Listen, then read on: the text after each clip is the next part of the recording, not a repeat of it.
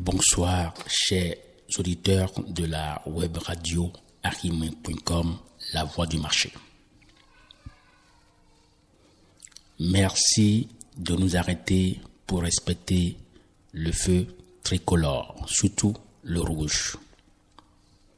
Vous êtes sur votre émission hebdomadaire Feu rouge.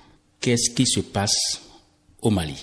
Après le coup d'État qui a emporté le président Ibeka, la junte militaire au pouvoir a décidé d'organiser des séances de concertation.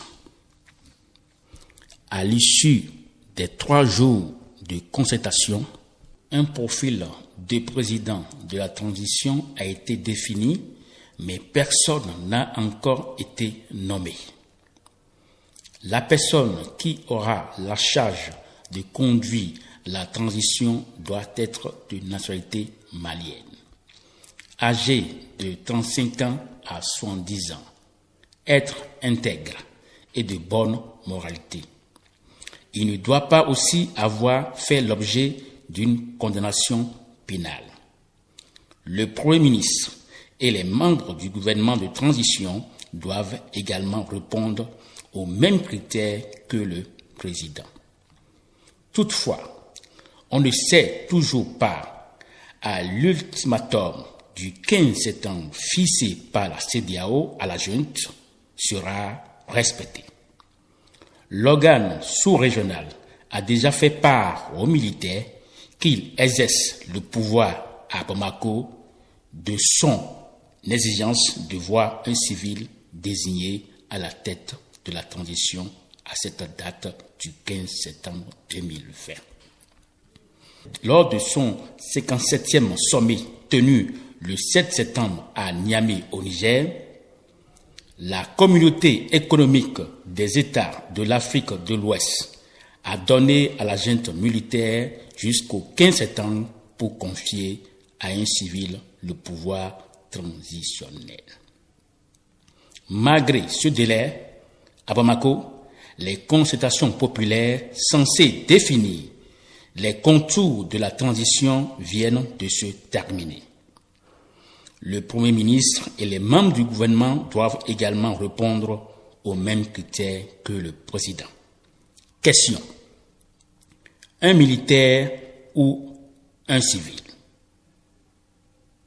Pour Baba Dakono, chercheur à l'Observatoire citoyen sur la gouvernance et la sécurité, intervenant au Mali, Burkina Faso et au Niger, il estime que la question du profil est très importante, même si elle semble, selon lui, occultée du débat public.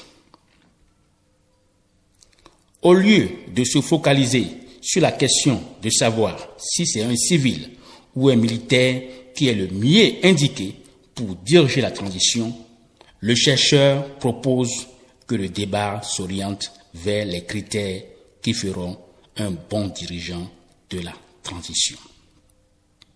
Ce sont les qualités et les critères définis pour ce profil qui détermineront le choix de l'homme ou de la femme à qui cette mission pourra être confiée. Premier critère: un rassembleur. La situation du Mali est caractérisée par l'insécurité et le terrorisme dans le nord et le centre du pays. À cela s'ajoute un problème de gouvernance qui serait à l'origine de ce que le docteur Brema Eli Tiko, sociologue, enseignant, chercheur à l'Université des Lettres et des Sciences humaines de Bamako, qualifie de ressentiment des Maliens vis-à-vis de la vieille classe politique. C'est, selon lui, l'une des raisons pour lesquelles des Maliens se sont mobilisés ou des acteurs de la société civile et de l'imam Mahmoud Diko pour réclamer le départ de l'ancien régime d'Ibrahim Boubacar Keïta. Dans ce contexte de fracture sociale et de manque de confiance des citoyens dans les institutions, le président de la transition doit être incontestablement un rassembleur. Oui, une personnalité moins clivante et qui pourrait travailler à fédérer les opinions dans le pays, assure le chercheur Baba Dakono.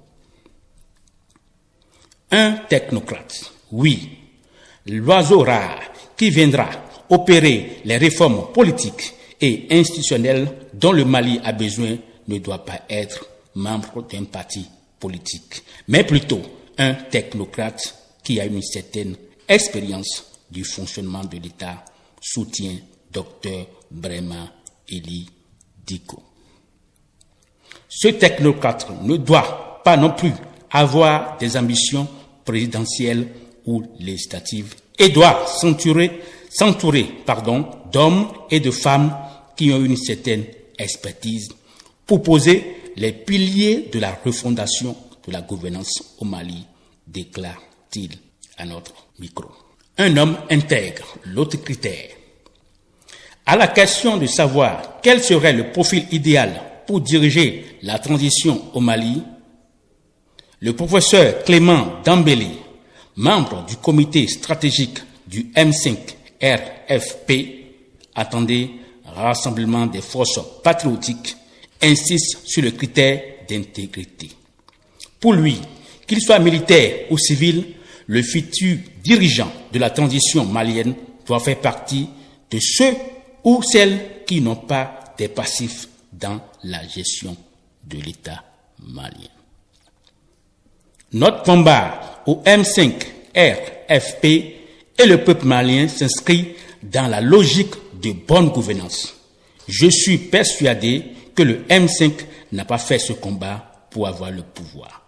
Pour être ministre ou être président de la transition, se défend-il à notre micro. Quel est donc le rôle des militaires? Le profil de l'homme qui dirigera la transition doit aussi prendre en compte sa personnalité, son leadership, sa capacité à s'affirmer face aux militaires. Ce qui, pour le chercheur Baba Dakono, déterminerait le rôle futur que le CNSP, le Conseil national du salut public, la junte au pouvoir, va jouer pendant la transition au Mali. Si la transition ne marchait pas, c'est eux, les militaires, à l'origine du coup d'État, qui vont porter l'entière responsabilité.